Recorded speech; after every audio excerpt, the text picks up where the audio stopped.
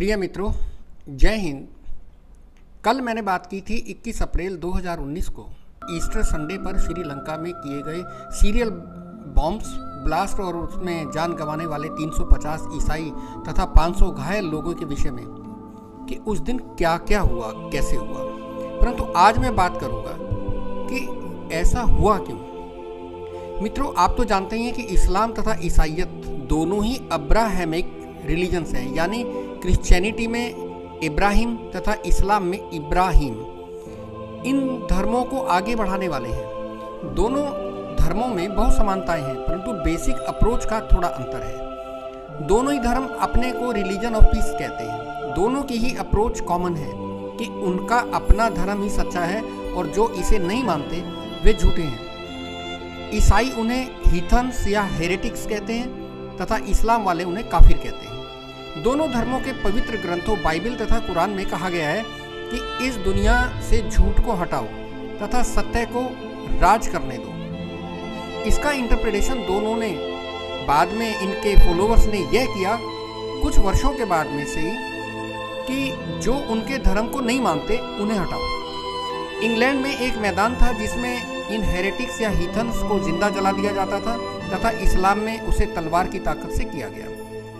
मैंने दिल्ली विश्वविद्यालय में जब धर्म पर अपनी रिसर्च की तो अपनी थीसिस की प्रीफेस में लिखा था कि जब भी कोई धर्म का जन्म होता है तो वो किसी नदी के उद्गम की तरह से शुद्ध जल होता है, और जैसे जैसे वह आगे बढ़ता है स्वार्थी फॉलोवर्स उसमें अपने अपने स्वार्थी गंदगी मिला करके उसे अपने ही हिसाब से इंटरप्रेट करते चलते हैं और आगे बढ़ाते हैं। ईसाइयत ने अपने धर्म को आगे बढ़ाने के लिए क्रूसेड्स यानी धर्म युद्ध चलाए तथा इस्लाम ने जिहाद चलाए, परंतु ये प्रचार अभियान से हट करके हीथन्स और काफिरों को जान से मारने लगे तथा इस कार्य को पवित्र करार देने लगे। बस यही विचार है दुनिया में खून खराबे की जड़।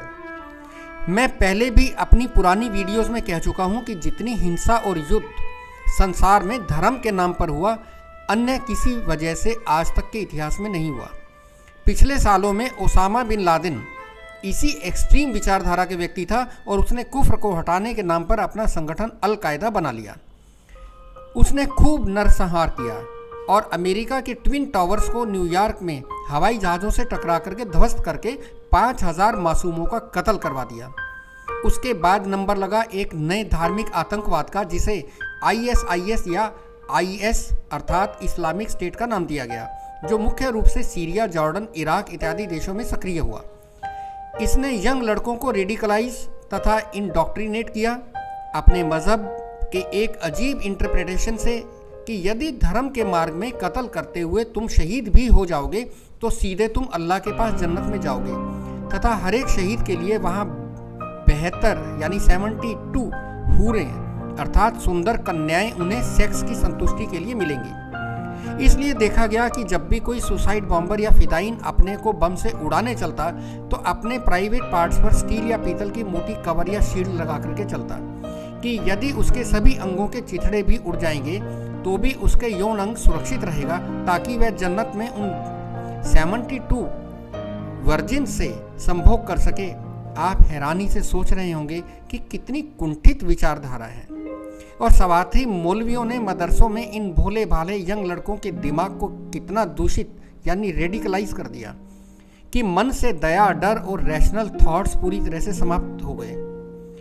पाकिस्तान के जैश ए मोहम्मद, लश्कर ए तैयबा इत्यादि दर्जनों ऐसे संगठन बन गए। अफगानिस्तान में तालिबान, मिडल ईस्ट में ISIS तथा पूरे संसार में इसी प्रकार के अन्य धार्मिक आतंकी संगठनों की बाढ़ आ गई। मैंने पिछली वीडियोस में एक मौलवी की मलयालम या फिर सिंहली भाषा में, जिसे मैं नहीं समझता, एक वीडियो देखा था। उसके नीचे उसके अर्थ भी दिए गए थे, जिसके लंबे भाषण का मात्र एक ही अर्थ था कि इस्लाम ही एक सच्चा मजहब है, काफिरों को जिंदा रहने का कोई हक नहीं, अल्लाह ने इसी धरती को सिर्फ मुसलमानों के लिए ही बनाया है, काफिर इसमें रह तो सकते हैं परंतु इस धरती पर राज करने का हक सिर्फ मुसलमानों का ही है। बस अब आप समझ गए हैं, पूरा इस्लामिक देशों का ग्रुप इसी ओर कार्य कर रहा है। भारत में गजवाए हिंद प्रोग्राम में पूरे भारत को इस्लामिक देश बनाने का, जबकि 1947 में इसका आधा तो इस्लामिक पहले ही बनाया जा चुका है। यूरोप में भी नीदरलैंड्स, फ्रांस, जर्मनी, धीरे धीरे अमेरिका में भी ये पैर पसार रहा है।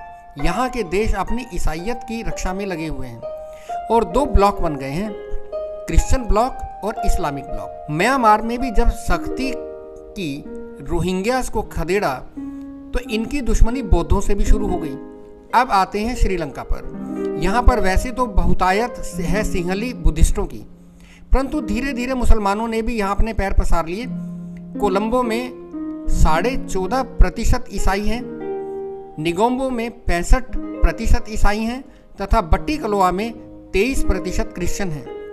लंका की कुल आबादी का लगभग 10% मुसलमान हैं। लगभग एक मास पूर्व जब न्यूजीलैंड में एक ऑस्ट्रेलियन क्रिश्चियन द्वारा एक मस्जिद में निहत्थे मुसलमानों पर इनडिस्क्रिमिनेट फायरिंग करके दर्जनों मुस्लिमों की हत्या कर दी गई, तो उसकी यह सबसे बड़ी बेवकूफ़ी और भूल थी। क्या वह नहीं सोच सका या नहीं जानता था कि दुनिया के अन्य देशों में मुसलमान उसके ईसाई भाइयों से इसका बदला ज़रूर लेंगे? और वही हुआ। किसी ने भी यह नहीं सोचा था कि श्रीलंका, जिसने लगातार 30 साल LTTE के प्रभाकरण द्वारा मासूम 1 लाख लोगों का कत्ल देखा और अब धीरे धीरे वह बेचारा विकास के पथ पर चल रहा था, और जहां मुसलमान मात्र 10% हैं वहां पर बदला ले लिया जाएगा, ये कोई नहीं सोच सकता था। और यहाँ के इस्लामिक स्टेट का स्लीपर सेल विदेशियों के धन की मदद से गुपचुप इस प्रोग्राम को उसी दिन से अंजाम देने में लग गया। इनका संबंध केरल के पलक्कड़ तथा कासरगोड से इनके मास्टरमाइंड जहरान हाशमी ने सोशल मीडिया तथा फोन से बना लिया। यहाँ पर एक इस्लामिक संगठन NTJ यानी नेशनल तौहीद जमात 2004 में बना। 2013 में इसका संबंध IS से जुड़ गया और इसको वहाँ से पैसा मिलना आरंभ हुआ। केरल के कासरगोड, पलक्कड़ और वायनाड मुस्लिम बहुल इलाके हैं तथा यहाँ के कुछ कॉलेज के छात्र भी भाग करके अफगानिस्तान और सीरिया चले गए IS में भर्ती होने के लिए। इसके सिवा SLTJ यानी श्रीलंका तौहीद जमात भी यहाँ एक नया संगठन बना। NTJ का जनरल सेक्रेटरी है अब्दुल राजिक, जिसने इस घटना को ऑर्गेनाइज किया। आपको यह भी बता दूं कि इन इस्लामिक संगठनों में कम पढ़े लिखे और गरीब लड़के होते हैं, ऐसा नहीं है। इंजीनियर, लेक्चरर, वकील, डॉक्टर तक इतने रेडिकलाइज कर दिए गए हैं अपने इंडोक्ट्रिनेशन के द्वारा कि ये सभी शैतान का दिमाग बन गए हैं। ईसान सिल्वम, जो कि अविसा वेल्ला पिट्टिया रोड की तांबे पीतल की फैक्ट्री का मालिक था, और उसकी पत्नी, दोनों बहुत पढ़े लिखे थे, बहुत पैसा था, नाम था, रुतबा था, परंतु पति पत्नी दोनों रेडिकलाइज थे। दोनों बच्चे समेत 22 तारीख की रात को ही चेक इन कर गए थे।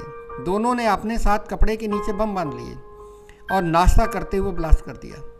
पत्नी ने भी कितना मजबूत दिल किया होगा कि बच्चों समेत अपने चिथड़े उड़ा लेना। तो मित्रों, आज की मेरी चर्चा समाप्त होने को है, यह सोचते हुए कि यह धर्म का कौन सा रूप है। क्या ये लोग नहीं सोचते कि मासूम इंसानों, बच्चों को कत्ल करके उन्हें हमेशा जहन्नुम में सजा भोगनी होगी? इस्लाम के रसूल हजरत मोहम्मद साहब ने कहा है कि एक इंसान का कत्ल करना पूरी इंसानियत का कत्ल करना है।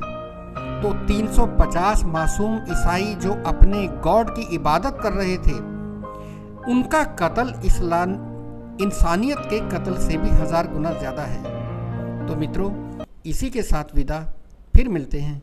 धन्यवाद।